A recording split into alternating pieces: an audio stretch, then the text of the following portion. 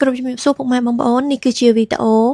ទី3នៃរឿងរ៉ាវអយុត្តិធម៌ទី3ដែលនាងខ្ញុំបានជួបជាមួយនឹងក្រុមគ្រួសារនាងខ្ញុំនៅក្នុង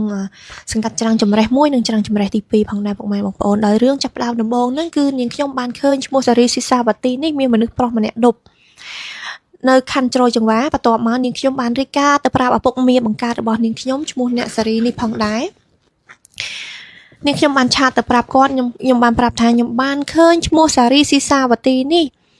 មានមនុស្សប្រុសម្នាក់ដប់ហើយខ្ញុំអត់ដែរស្គាល់ទេពូហើយខ្ញុំប្រាប់ពូនេះដោយសារតាកាលដែលខ្ញុំផុសរូបនៅលើបណ្ដាញសង្គមនៅលើ Facebook ពូបានខលមកប្រាប់ប៉ាខ្ញុំថាជួយបដៅកូនផងអាងាស់ឯងអត់ចេះបដៅកូនអញ្ចឹងឲ្យវាលេងក្បាលអត់ទទួលហើយ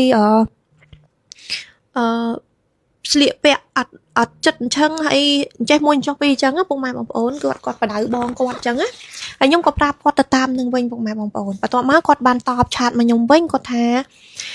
ម្នាក់ហ្នឹងគឺចដូនមួយចទួតមួយវាទេក្មួយសិតតែបងប្អូនទេអត់មានណាក្មួយអើយមានណាទេតែហើយនាងខ្ញុំនឹងដាក់ voice សម្លេងហ្នឹងនៅក្នុងខាងក្រោមវីដេអូនេះផងដែរពុកម៉ែបងប្អូនបន្ទាប់មកបានរយៈពេល2ទៅ3ថ្ងៃឈ្មោះសារីស៊ីសាវ៉ាទីនេះបានដប់មនុស្សប្រុសដែលនាងខ្ញុំបានឃើញនឹងជ្រោយចង្វាហ្នឹងកាត់មកផ្ទះនាងខ្ញុំដែលកំពុងតែញ៉ាំអីជាមួយបងប្អូនរបស់នាងខ្ញុំ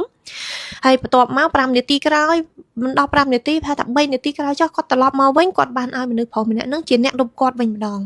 បន្ទាប់មកគាត់ឲ្យញឹមឲ្យពួកយើងទាំងអស់គ្នាហ្នឹងក៏ស្រែកហៅថាអូនណៃញ៉ាំនំបញ្ចុកសិនអីហើយក៏គាត់ឲ្យញឹមឲ្យគាត់ជិះចូលផ្ទះបាត់ទៅទាំងដែលពួកយើងអត់ដឹងថាគាត់គុំគួនឬក៏គាត់ខឹងនឹងពួកយើងដោយសាររឿងដែលយើងប្រាប់ប៉ាគាត់នឹងទេគាត់ចូលផ្ទះបានប្រហែលជា10នាទី notification របស់ខ្ញុំលោតឡើងនៅលើទូរស័ព្ទរបស់ខ្ញុំដែលមានឈ្មោះសារីស៊ីសាវ៉ាទីនេះបាន tag ឈ្មោះខ្ញុំនៅក្នុងហ្នឹងដោយសួរមកកាន់នាងខ្ញុំថាមិនខ្លាចខ្ញុំបានប្តីប្អូនដូចម៉ាក់បងហើយឪពុកដូចកូនដូចឪពុកអញ្ចឹងគាត់សរសេរនៅលើបណ្ដាញសង្គមបែបហ្នឹងពុកម៉ែបងប្អូនហើយនាងខ្ញុំក៏បានសួរទៅកាន់គាត់ថាអូនថាឲ្យអ្នកណាបន្ទាប់មកក៏មាន account ជាច្រើនដែលជាមនុស្សប្រុសកាន់សុទ្ធតែជា account ពិតប្រាកដហើយក្នុងនោះផងដែរដែលនាងខ្ញុំបានឃើញគឺមានឈ្មោះណានបាន comment ជេរបចោបរិហាគេមកលើរូបនាងខ្ញុំព្រមទាំងក្រុមគ្រួសាររំលងបានប្រហែលជាប្រហែលថ្ងៃមាន account fake បង្កើតឡើងជាហោហាយពុកម៉ែបងប្អូនចូលមកប្រមាថមកលើរូបនាងខ្ញុំក៏ដូចជាក្រុមគ្រួសារនាងខ្ញុំហើយក៏យករូបភាពក្រុមគ្រួសារនាងខ្ញុំយកទៅបង្ហោះបរិហាគេផងដែរបន្តមកទៀតនាងខ្ញុំបានទទួលដំណឹងអំពីកូនសិស្សដែលរៀនជាមួយអ្នកគ្រូឈ្មោះសារីស៊ីសាវ៉ាទីនេះពុកម៉ែបងប្អូន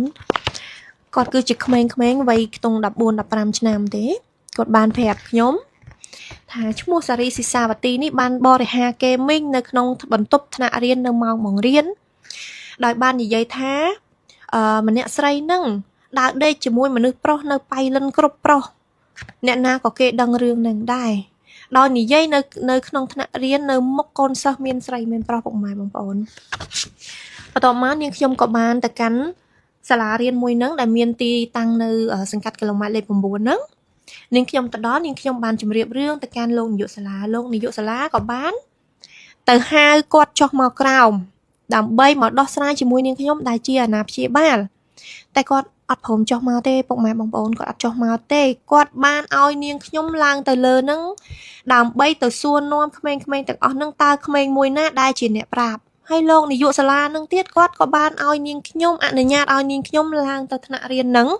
ឲ្យទៅសួរតទល់គ្នាជាមួយនៅក្នុងសិស្សក្នុងថ្នាក់ហ្នឹងមានប្រហែលជា24នាក់20នាក់ចាស់ហើយនាងខ្ញុំបានសួរទៅកាន់លោកនាយកសាលាថាតើវាសមរម្យទេដែលឲ្យនាងខ្ញុំជាអាណាព្យាបាលទៅសួរវែកញែករឿងអស់ហ្នឹងនៅមុខក្មេងៗគាត់ថាទៅអត់អីទេពួកអីសារីស៊ីសាវ៉ាទីហ្នឹងគាត់ចង់ឲ្យធ្វើអញ្ចឹងនាងខ្ញុំក៏ឡើងទៅប៉ុន្តែនៅពេលដែលនាងខ្ញុំរៀបនឹងឡើងចដើហ្នឹងនាងខ្ញុំឃើញមន្ត្រីប៉ូលីសប៉ោះច្រាំងចម្រេះមួយមក2នាក់ហើយដើរពីក្រោយនាងខ្ញុំហើយនាងខ្ញុំក៏អត់ចាប់អារម្មណ៍ដែរពុកម៉ែបងប្អូនខ្ញុំនឹកឃើញថាអូប្រហែលជាគេមកមានរឿងអីដឹងស្រាប់តែគោះទ្វារទៅខ្ញុំទៅជាមួយនឹងលោកនាយកសាលានាងខ្ញុំសូមអនុញ្ញាតទៅកាន់លោកនាយកសាលាថតជាវីដេអូដើម្បីរក្សាទុកជាភស្តុតាងព្រោះនាងខ្ញុំមើលទៅដូចអត់សូវស្រួលពុកម៉ែបងប្អូនព្រោះប៉ូលីសប៉ោះសង្កាត់ច្រាំងចម្រេះ2នាក់មកហ្នឹងគឺប្រុស2នាក់ហ្នឹងគាត់មកបែបលក្ខណៈថាមើងម៉ាត់ដូចជាមានអាវុធ មកជាមួយផងដែរពុកម៉ែបងប្អូនបន្ទាប់មកទៀតនាងខ្ញុំបានសួរទៅកាន់សិស្សនៅក្នុងថ្នាក់រៀនមួយហ្នឹងដែលមានអ្នកគ្រូសារីស៊ីសាវទីនេះកំពុងតែឈរនៅទីហ្នឹងដែរពុកម៉ែបងប្អូននាងខ្ញុំបានសួរទៅកាន់ក្មេងៗទាំងអស់គ្នាថាតើកូនបានដឹងទេថានៅថ្ងៃកើតហេតុដែលអ្នកគ្រូសារីស៊ីសាវទីនេះនិយាយបង្កាច់បរិហាហ្គេមីងតើក្មេងៗទាំងអស់ហ្នឹងបានដឹងទេមានក្មេងម្នាក់គាត់បានលើកដៃគាត់ថាមុនដំបូងអត់មានអ្នកណាលើកដៃទេពុកម៉ែបងប្អូនប៉ុន្តែដោយសារតែមនសិការរបស់គាត់ដែលគាត់ទទួលរំដែលគាត់ជាអ៊ីស្លាមពិតប្រាកដគាត់ងើបឈររំជួលចិត្តពុកម៉ែបងប្អូនគាត់និយាយថាខ្ញុំមីងអ្នកគ្រូសារីស៊ីសាវទីនេះពិតជាបានបរិហាគេនិយាយនៅក្នុងថ្នាក់រៀនពិតមែនមីងនៅពេលនោះផងដែរនាងខ្ញុំថាអត់អីទេក្មួយអញ្ចឹងចាំមីងដោះស្រាយជាមួយនឹងលោកនាយកសាលាហើយចម្លើយរបស់កូនស្រីម្នាក់ហ្នឹងក៏នៅមុខលោកនាយកសាលាផងដែរពុកម៉ែបងប្អូនបន្ទាប់មកលោកនាយកសាលាបានឲ្យខ្ញុំចុះទៅក្រោមហើយគាត់នឹងហៅឈ្មោះសារីស៊ីសាវទីនេះចុះមកដែរដោយឡែកឈ្មោះសារីស៊ីសាវទីនេះគាត់អត់ព្រមចុះមកទេពុកម៉ែបងប្អូនគាត់នៅតែថាឲ្យចាំបន្តិចមួយសន្ទុះក្រោយមកមានឈ្មោះម៉ាក់សុភ័ណ្ឌដែលជាមន្ត្រីប៉ូលីសច្រាំងចម្រេះទី1បានមកដល់ហើយសារីស៊ីសាវទីហ្នឹងគាត់ចុះមកគាត់ថាគាត់អត់ចង់និយាយអីទេហើយខ្ញុំក៏ថាអូនឯងនៅក្មេងណាស់ហេតុអីអូនឯងទៅធ្វើរឿងអញ្ចឹងហើយអូនឯងជាគ្រូបង្រៀនហេតុអីបានបរិហាគេអាណាព្យាបាលគេអញ្ចឹងគាត់អត់និយាយអីទេពុកម៉ែបងប្អូនគាត់សនំពោសុំឲ្យឪពុកគាត់ចុះមកនៅថ្ងៃស្អែកពីខេត្តបៃលិនមកជួយដោះស្រាយរឿងហ្នឹងឲ្យគាត់ហើយមន្ត្រីប៉ូលីសប៉ោះម៉ាក់សុភ័ណ្ឌនឹងផងដែរនៅពេលដែលខ្ញុំនិយាយជាមួយនឹងសារីស៊ីសាវទីហ្នឹងខ្ញុំបានយកដៃនឹងឯស្មាគាត់ទេខ្ញុំថាហេតុអីអូនឯងទៅធ្វើរឿងអញ្ចឹងមន្ត្រីប៉ូលីសប៉ោះច្រាំងចម្រេះមួយនេះគាត់បានយកដៃមកគៀសដៃខ្ញុំចាញ់ហើយគាត់បានប្រាប់ខ្ញុំថាទីនេះមានកាមេរ៉ាថាចាទីហ្នឹងមានកាមេរ៉ាខ្ញុំឃើញពូខ្ញុំឃើញតា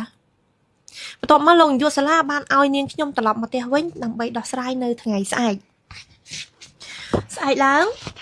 នាងខ្ញុំរងចាំដោះស្រាយនៅវេលាម៉ោង 5 ល្ងាចពុកម៉ែបងប្អូនដោយឡែកនៅម៉ោង 9 ព្រឹកមុននឹងពេលដោះស្រាយហ្នឹងឈ្មោះអ្នកសារីដែលត្រូវជាឪពុកឈ្មោះសារីស៊ីសាវទីនេះ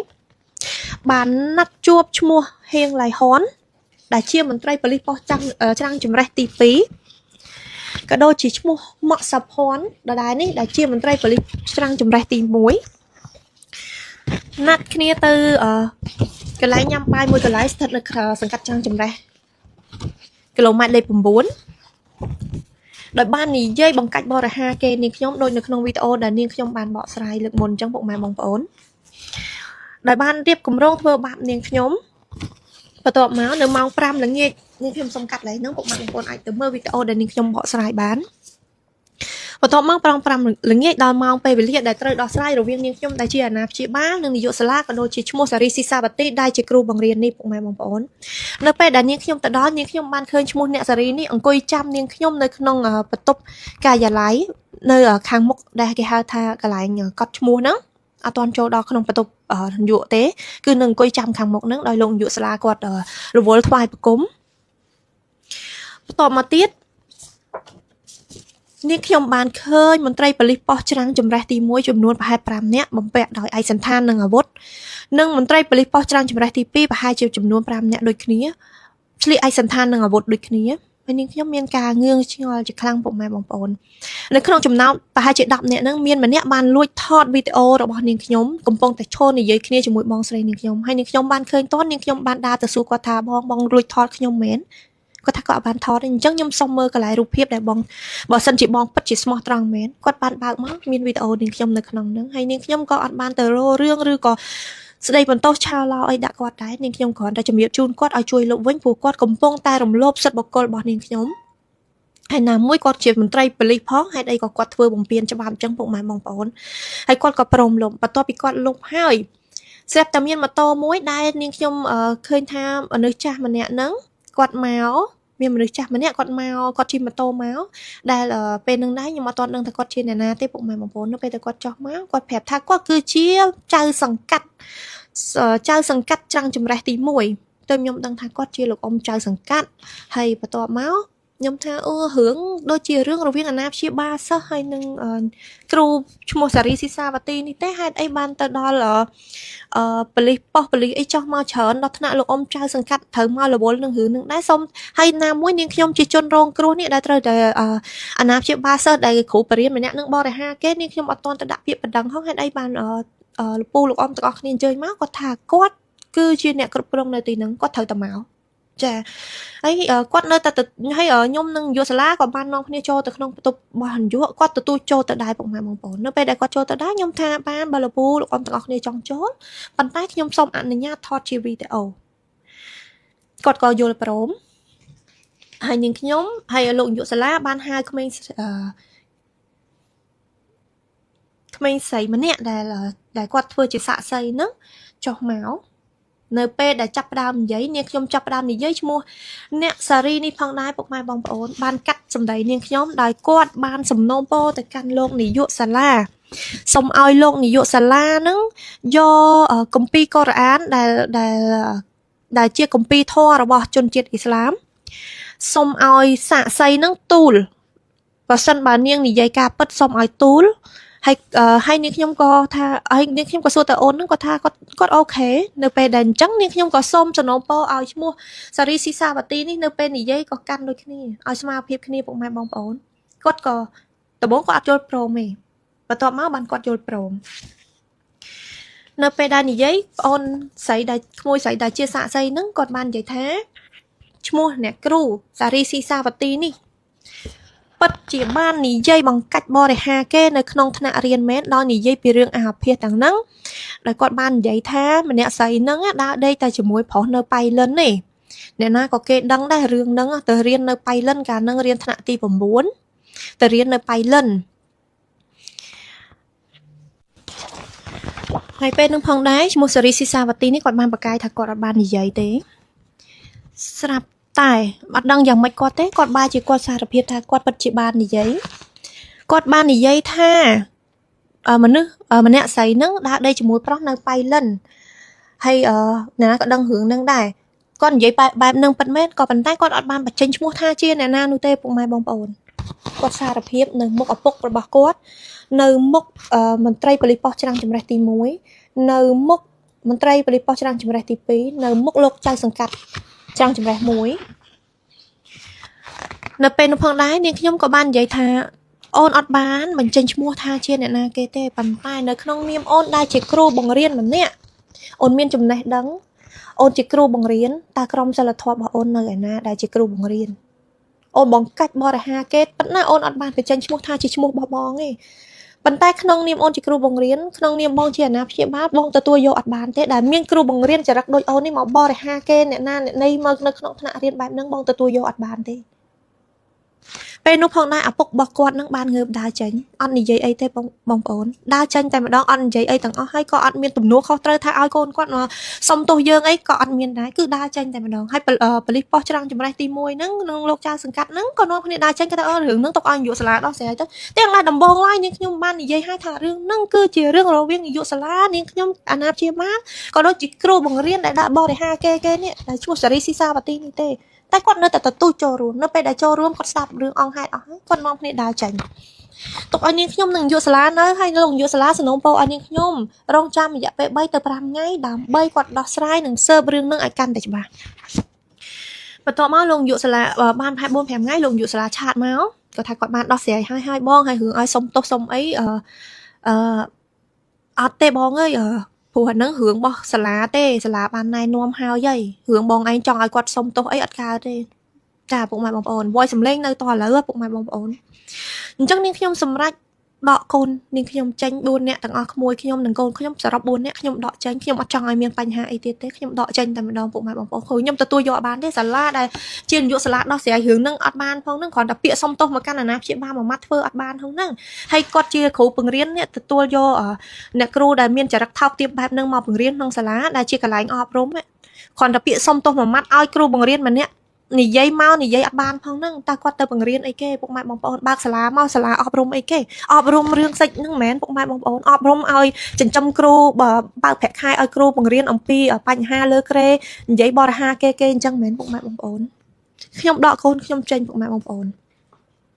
បន្តមកទៀតបានរំលងបាន4 5ថ្ងៃមាន account fake ជាច្រើនចូលមកបង្កើតមកជេរបចោនាងខ្ញុំព្រមទាំងក្រុមគ្រួសារនាងខ្ញុំជេរហើយជេរទៀតជេរជារៀងរាល់ថ្ងៃពុកម៉ែបងប្អូនជេរជារៀងរាល់ថ្ងៃដោយឡែកនាងសារីស៊ីសាវទីនេះតែងតែជិះម៉ូតូឌឺដងមកលើរូបនាងខ្ញុំនិងក្រុមគ្រួសារគាត់តែពួកខ្ញុំមិនដែរនិយាយឯងកន្លងមកពុកម៉ែបងប្អូនខ្ញុំគិតថាចរិតវាគឺបែបហ្នឹងហើយចរិតវាអន់បែបហ្នឹងយើងអត់ចង់យកខ្លួនបៀតទេពុកម៉ែបងប្អូនយើងធ្វើអត់ដឹងអត់ឮគាត់តែកំឡុងពេលដែលយើងធ្វើអត់ដឹងអត់ឮហ្នឹងក៏យើងមានផុសតាងដើម្បីទុកព្រោះយើងមើលទៅក៏អត់ស្រួលដែរពុកម៉ែបងប្អូនព្រោះវាមកឌឺដងជារៀងរាល់ថ្ងៃពុកម៉ែបងប្អូនមិនមែនមួយថ្ងៃណារៀងរាល់ថ្ងៃពុកម៉ែបងប្អូនអានេះអ្វីដែលយើងថតបានហើយនៅពេលដែលនាងខ្ញុំផុសនៅទីណាគឺវាទៅទីនឹងតែម្ដងពុកម៉ែបងប្អូនជាក់ស្ដែងនាងខ្ញុំបានផុសនៅថ្ងៃដំបូងដែលខ្ញុំទៅលក់នៅផ្លូវថ្មើរជើងចាក់ទៅមុខនាងខ្ញុំបានផុសប្រាប់ពុកម៉ែបងប្អូនក៏ដូចជាមួយថានាងខ្ញុំទៅលក់នៅផ្លូវថ្មើរជើងចាក់ទៅមុខវីដេអូនៅក្នុងទូរស័ព្ទមួយទៀតនាងខ្ញុំនឹងដាក់នៅក្នុង comment ពុកម៉ែបងប្អូននាងខ្ញុំផុសបែបហ្នឹងនៅពេលព្រឹកល្ងាចឡើងឈ្មោះសារីស៊ីសាវទីនេះឈ្មោះនាងសារីស៊ីសាវទីនេះបានឈ្មោះនាងសារីស៊ីសាវទីនេះបានដឹកដៃប្អូនប្រុសទៅដើរនៅផ្លូវថ្មើរជើងចាក់ទៅមុខចាក់ខ្ញុំយកថាជាផ្លូវសាធារណៈពុកម៉ែបងប្អូនប៉ុន្តែបើនាងខ្ញុំអត់ផុសថានាងខ្ញុំទៅទីនោះទេនាងនេះក៏អត់ទៅដែរពួកឯងនាងមានកម្រងរួចទៅហើយដើម្បីដាក់អន្ទាក់មកលើរូបនាងខ្ញុំពុកម៉ែបងប្អូនផុសចេបចោលជារៀងរាល់ថ្ងៃបង្កើត account fake ចេបចោលជារៀងរាល់ថ្ងៃរហូតដល់ថ្ងៃមួយនៅថ្ងៃកើតហេតុដែលមានពាក្យបណ្ដឹងរបស់នាងនឹងទៅកាន់សាលាដំបងរាជធានីភ្នំពេញនាងខ្ញុំនឹងនិយាយសាច់រឿងឡើយហ្នឹងរហូតដល់មានថ្ងៃមួយហ្នឹងនាងនេះឌឺដងលើកដៃកដាលមកលើរូបនាងខ្ញុំដែលនាងខ្ញុំនៅបាញ់ទឹកនៅមុខផ្ទះពុកម៉ែបងប្អូនបន្ទាប់មកក៏កើតជាចំនួនជេរបចោលគ្នារវាងនាងខ្ញុំនិងឈ្មោះសារីស៊ីសាវទីនេះតែដោយឡែកបពុរបស់នាងដែលមានឈ្មោះថាមុតស៊ីមនេះបានជេរប្រមាថនិងប្រើអំពើហិង្សាមកលើរូបនាងខ្ញុំនៅពេលដែលឆ្លោះប្រកែកគ្នារួចរាល់ហើយយើងចូលផ្ទះរៀងខ្លួនហើយនាងខ្ញុំក៏រៀបឡើងឡានទៅមន្ទីរពេទ្យស្រាប់តែមន្ត្រីប៉ូលីសប៉ុស្តិ៍ច្រាំងចម្រេះទី2ឈ្មោះហៀងឡៃហននេះគាត់បានមកហៅនាងខ្ញុំចេញពីក្នុងផ្ទះដើម្បីវេលាម៉ោង 10 កន្លះយប់ដើម្បីទៅស្រាយបំភ្លឺនិងធ្វើកំណត់ហេតុគាត់បានប្រាប់នាងខ្ញុំអញ្ចឹងហើយនាងខ្ញុំក៏ទៅតាមទៀតព្រោះយើងអត់ចេះច្បាប់ទេយើងធម្មតាយើងជាពលរដ្ឋតែប៉ូលីសថាមិនយើងទៅអញ្ចឹងឯងពុកម៉ែបងប្អូនយើងអត់ដឹងទេដោយការពិតទៅវាគឺជាអន្ទាក់ដែលពួកគាត់បានរៀបចំរួចទៅហើយដោយដែលវីដេអូសម្រាយសម្លេងដែលនាងខ្ញុំបានថតបានហ្នឹងពុកម៉ែបងប្អូនគឺជាអន្ទាក់ដែលគេរៀបចំរួចទៅហើយនៅពេលទៅដល់ហ្នឹងនាងខ្ញុំអត់បាននិយាយអីទេពុកម៉ែបងប្អូនអ្វីក៏ខ្ញុំអត់បាននិយាយដែរព្រោះនាងខ្ញុំកំពុងតែវិលមុខនាងខ្ញុំរៀបនឹងឡើងឡានទៅពេលហ្នឹងដែលគាត់ហៅខ្ញុំទៅហ្នឹងខ្ញុំទៅដល់ហ្នឹងគឺខ្ញុំវិលមុខខ្ញុំអត់មាននិយាយអីទេហើយគាត់នៅតែដើរទៅដើរមកគាត់និយាយទូរស័ព្ទរហូតដល់ម៉ោង 11 កន្លះយប់បានឲ្យខ្ញុំត្រឡប់មកផ្ទះវិញតើនីតិវិធីច្បាប់យើងអាចធ្វើកំណត់ហេតុនៅម៉ោង 10 យប់ 11 យប់អញ្ចឹងឬក៏មិនក៏ខ្ញុំអត់ដឹងដែរបងប្អូននេះជាចម្ងល់របស់ខ្ញុំទេបើសិនជាពួកគាត់អាចឆ្លើយតបបាននាងខ្ញុំនឹងទទួលស្ដាប់ដូចគ្នាបន្ទាប់ពីខ្ញុំត្រឡប់មកផ្ទះវិញហើយនាងខ្ញុំបានទៅកាន់មន្ទីរពេទ្យហើយបានប្រហែលជាម្លងបានមួយថ្ងៃពីរថ្ងៃនាងខ្ញុំទទួលបានដោយការកោះហៅពីប៉ុស្តិ៍នគរបាលច្រាំងចម្រេះទី2ដោយទៅតាមពាក្យបណ្ដឹងរបស់ឈ្មោះនាងសារីស៊ីសាវទីនេះពុកម៉ែបងប្អូននាងបានដាក់ពាក្យបណ្ដឹងមកឈ្មោះនាងខ្ញុំពីបទពីបទរំលោភលំនៅឋាននិងគម្រាមកំហែងដោយឡែកមួយវិញទៀតនាងបានដាក់ពាក្យបណ្ដឹងទៅលើឈ្មោះបងស្រីនាងខ្ញុំដែលមានឈ្មោះលឹមរ៉ាម៉ាយ៉ានពីបទប្រើអំពើហិង្សានៅពេលដែលថ្ងៃកើតហេតុនៅពេលដែលដល់ថ្ងៃកោះហៅហ្នឹងថ្ងៃទី1ហ្នឹងនាងខ្ញុំបានទៅនៅពេលតែទៅនឹងឈ្មោះអ្នកសារីដែលជាឪពុកនេះក៏គាត់បានអញ្ជើញទៅដែរពុកម៉ែបងប្អូនគាត់ដឹកដៃកូនគាត់ចូលប៉ុស្តិ៍ដើម្បីប្តឹងក្មួយបកើតគាត់ដឹកដៃកូនគាត់ចូលប៉ុស្តិ៍ពុកម៉ែបងប្អូននៅពេលដែលចូលទៅដល់និយាយគ្នាហើយគាត់ថាគាត់ត្រូវរបួស7ធ្នេដោយសារឈ្មោះលឹមរ៉ាម៉ាយ៉ានបានវាយទៅលើគាត់តែនៅពេលនោះផងដែរវាអត់មានរបួសស្នាមទេពុកម៉ែបងប្អូនអត់មានរបួសស្នាមតតែសោះបន្តមកទៀតនិយាយគ្នាអត់ត្រូវទេពុកម៉ែបងប្អូនក៏ប្រកែកគ្នាទៅវិញទៅមកក៏មន្ត្រីប៉ូលីសប៉ុស្តិ៍នឹងឲ្យខ្ញុំត្រឡប់មកផ្ទះវិញសិនទៅចាំដោយការកោះលើកទី2នៅពេលដែលដោយការកោះលើកទី2ទទួលបានស្រាប់តែនាងខ្ញុំទទួលបានសារសម្លេងដែល record បានពីបងប្អូនដែលបានទៅញ៉ាំបាយនៅហាងបាយមួយកន្លែងដែលពួកគាត់ណាត់ជួបគ្នារៀបគម្រោងធ្វើបាបនាងខ្ញុំហ្នឹងដែលមានឈ្មោះហៀងឡៃហ៊ុននិងឈ្មោះម៉ាក់សុផាន់រួមជាមួយនឹងឈ្មោះអ្នកសារីនេះ រៀបគម្រោងធ្វើបាបខ្ញុំហ្នឹងខ្ញុំទទួលបានសារសម្លេងហ្នឹងពុកម៉ែបងប្អូនហើយនាងខ្ញុំក៏បើកស្ដាប់នាងខ្ញុំពិតជាតក់ស្លុតនិងហួសចិត្តខ្លាំងមែនទែនពុកម៉ែបងប្អូនបន្តមកនៅពេលដែលចូលទៅដល់ប៉ុស្តិ៍នគរបាលឆ្នាំងចម្រេះទី2ហ្នឹងតាមរយៈការកោះលើកទី2ហ្នឹងនាងខ្ញុំបានថតសម្លេងទុកដោយសារតានាងខ្ញុំ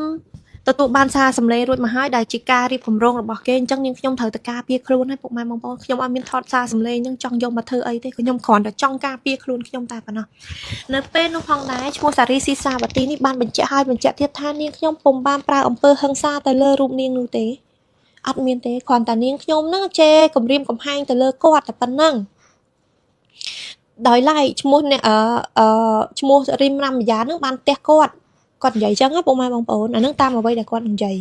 ហើយឈ្មោះហេងឡៃហ៊ុនហ្នឹងគាត់ក៏បានថាគាត់ឃើញហើយមានរបួសស្នាមមកពីណាអត់មានផងហ្នឹងគាត់តែឆ្លោះបកាយគ្នាទៅបងប្អូនឯងអីចេះមួយចុះពីរហើយ voice សម្លេងហ្នឹងខ្ញុំនឹងដាក់នៅក្នុង comment បន្តទៀតពុកម៉ែបងប្អូនអញ្ចឹងដល់ឡែកនៅពេលដែលកោះហៅលើកទី2ហ្នឹងក៏អត់ត្រូវគ្នាដែរក៏ទៅផ្ទះរៀងខ្លួនទៅក៏ទៅផ្ទះរៀងខ្លួននៅពេលដែលនាងខ្ញុំត្រឡប់មកផ្ទះវិញបានមួយរយៈក៏ខ្ញុំទទួលបាននៅដីកាកោះពីសាលាដំបងរាជធានីភ្នំពេញបានកោះដោយសាលាដំបងរាជធានីភ្នំពេញបានផ្ញើដីកាកោះមកចំនួន2ច្បាប់ដោយទី1មានឈ្មោះនាងខ្ញុំលីមហ្វាទីម៉ាវ៉ាទីដោយនៅក្នុងដីកាកោះនោះគាត់បានដាក់ថាទៅតាមទៅលើបណ្ដឹងឈ្មោះសារីស៊ីសាវ៉ាទីពីបទបរិហាគេនឹងរំលោភលំនៅឋានហើយឈ្មោះមួយទៀតជាឈ្មោះរបស់បងស្រីនាងខ្ញុំលីមរ៉ាំយ៉ានពីបទប្រើអំពើហិង្សានាងខ្ញុំក៏ទៅតាមដីកាកោះលើកទី1លើកទី2លើកទី3ហ្នឹងខ្ញុំបានក៏បានទៅស្រែកបំភ្លឺរួចរាល់បន្ទាប់មកទៀតស្រាប់តែសាលាដំបងរាជធានីភ្នំពេញបានសម្រេចឲ្យនាងខ្ញុំមានទោសប្រើអំពើហិង្សាទៅលើឈ្មោះសារីស៊ីសាវទីនេះទៅវិញពុកម៉ែបងប្អូន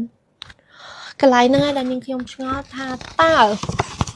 វាមានរឿងអីកើតឡើងពុកម៉ែបងប្អូនទាំងដែលពាក្យបណ្ដឹងនៅប៉ុស្តិ៍នគរបាលឆ្នាំងចម្រេះទី2សារីស៊ីសាវទីនេះបានដាក់ពាក្យបណ្ដឹងប្តឹងនាងខ្ញុំពីបទបរិហាគេតែប៉ុណ្្នឹងទេអត់មានប្រើអំពើហិង្សាអីទេពុកម៉ែបងប្អូនដោយឡែកដែលការកោះលើកទី1ទី2ហ្នឹងក៏អត់មានពីបទប្រើអំពើហិង្សាអីដែរពុកម៉ែបងប្អូនតែនៅពេលដែលសម្រេចក្តីចេញមកបែរជានាងខ្ញុំជាអ្នកប្រើអំពើហិង្សាហើយចំពោះបងស្រីនាងខ្ញុំនោះ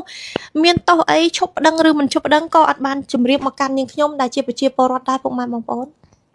គឺហៅទៅតាមដីកាកោះរួចហើយអត់មានប្រាប់យើងថាអូនឯងហ្នឹងគេឈប់ប្តឹងហើយអូនឯងហ្នឹងអត់មានទោសអីទេឥឡូវអ្នកនេះឈ្មោះនេះជាប់ឈ្មោះអញ្ចេះមួយចុះពីរគឺអត់ទេពុកម៉ែបងប្អូនហើយចំពោះរាល់ឯកសារភស្តុតាងទាំងអស់ខ្ញុំមានទាំងអស់ពុកម៉ែបងប្អូនអញ្ចឹងអ្វីដែលនាងខ្ញុំឆ្ងល់នេះនាងខ្ញុំពិតជាឆ្ងល់ណាស់តើមន្ត្រីមូលដ្ឋានប៉ុស្តិ៍សង្កាត់ឆ្នាំងចម្រេះទី2នេះគាត់ត្រូវបានឈ្មោះសារីស៊ីសាវទីនេះកុហកឬក៏សាលាដំបងរាជធានីភ្នំពេញត្រូវបានឈ្មោះសារីស៊ីសាវទីនេះកុហកព្រោះនៅប៉ុស្តិ៍នគរបាលឆ្នាំងចម្រេះទី2នេះអត់មានសាក្សីអត់មានអីទាំងអស់ពុកម៉ែបងប្អូនរបួសស្នាមក៏អត់មានដែរអត់មានទាំងអស់ស្រាប់តែឡើងទៅដល់សាលាដំបងរាជធានីភ្នំពេញលើកទី1លើកទី2ក៏ហៅនាងខ្ញុំគ្រាន់តែពីបទបរិហាគេនឹងរំលោភនៅឋាននេះស្រាប់តែពេលនៅលើកទី3នៅថ្ងៃប្រកាសសារក្រមកែប្រែថានាងខ្ញុំគឺជាអ្នកប្រើអំពើហិង្សាហើយលេចចេញនៅសាក្សីពីររូបដែលមានឈ្មោះថាមុតស៊ីមក៏ដូចជាឈ្មោះមុតឌីម៉ងដែលជាសាក្សីអញ្ចឹងពុកម៉ែបងប្អូនតើនាងសារីស៊ីសាវទីនេះបង្កើតសាក្សីคล้ายបង្កើតភស្តុតាងคล้ายឬយ៉ាងណាពុកម៉ែបងប្អូនអញ្ចឹងនាងខ្ញុំសូមឲ្យពុកម៉ែបងប្អូនមេត្តាជួយរកយុត្តិធម៌ដល់រូបនាងខ្ញុំដែលជាជនរងគ្រោះពិតប្រាកដផងពុកម៉ែបងប្អូនវាបងប្អូនប្រហែលជាស្ដាប់ទៅថារឿងតិចតួចសោះចានាងខ្ញុំដូចពុកម៉ែបងប្អូនអញ្ចឹងនាងខ្ញុំអត់នឹកស្មានទេពុកម៉ែបងប្អូនព្រោះខ្ញុំគិតថាវាជារឿងក្រុមគ្រួសារពុកម៉ែបងប្អូនខ្ញុំជឿថាទាំងអស់គ្នាមិនថាខ្ញុំមិនថាគេមិនថាក្រុមគ្រួសារខ្ញុំក្រុមគ្រួសារគេវាតែតែមានហើយចំនួននៅក្នុងគ្រួសារពុកម៉ែបងប្អូនដូចចំនួនក្នុងរាជវាំងអញ្ចឹងដោយរឿងចិនគេលេងឲ្យមើលអញ្ចឹងពុកម៉ែបងប្អូនប៉ុន្តែនាងខ្ញុំអត់នឹកស្មានថាវាថោកទាបដល់ថ្នាក់ហ្នឹងពុំមានមនសិការពុំមានសិលធម៌សច្ចធម៌ពុំមានឈាមជ័រជាមនុស្សពុកម៉ែបងប្អូនដែលហ៊ានបង្កើតសាច់រឿងបង្កាច់បង្ខូចមកលើក្មួយបង្កើតរបស់ខ្លួនឯងពុកម៉ែបងប្អូនវាខ្ញុំពិតជាមិនដឹងរកពាក្យអីមកនិយាយទៅលើបុគ្គលម្នាក់នេះដែលត្រូវជាឪពុកមេបង្កើតរបស់នាងខ្ញុំហេតុអីក៏ថោកទាបដល់ថ្នាក់ហ្នឹងពុកម៉ែបងប្អូនមកមាត់ស្លូតបូតណាពុកម៉ែបងប្អូនលើបណ្ដាញសង្គមនិយាយតែរឿងរៀននេះ និយាយតែរឿងរៀននេះពុកម៉ែបងប្អូនតែអ្នកអត់ដឹងគេអត់ដឹងនេះគាត់នេះហើយមួយឪពុកគាត់នេះដូចនេះខ្ញុំនេះ30ឆ្នាំហើយក៏អត់ដឹងថាចរិតគាត់បែបហ្នឹងដែរពុកម៉ែបងប្អូនទុំមកដឹងទេដល់ប៉ះខ្លួនឯងបានខ្ញុំដឹងថាអូចរិតគាត់ថោកទាបខ្លាំងពុកម៉ែបងប្អូនអញ្ចឹងពុកម៉ែបងប្អូនបានស្ដាប់ហើយទុកយកធ្វើជាបទពិសោធន៍ទៅពុកម៉ែបងប្អូនចំពោះរឿងរាងអយុត្តិធម៌របស់ខ្ញុំហើយក៏ដូចជាពុកម៉ែបងប្អូនក៏គួរតែចេះការពារខ្លួនកុំឲ្យជួបរឿងអយុត្តិធម៌ដូចរូបនាងខ្ញុំអញ្ចឹងពុកម៉ែបងប្អូន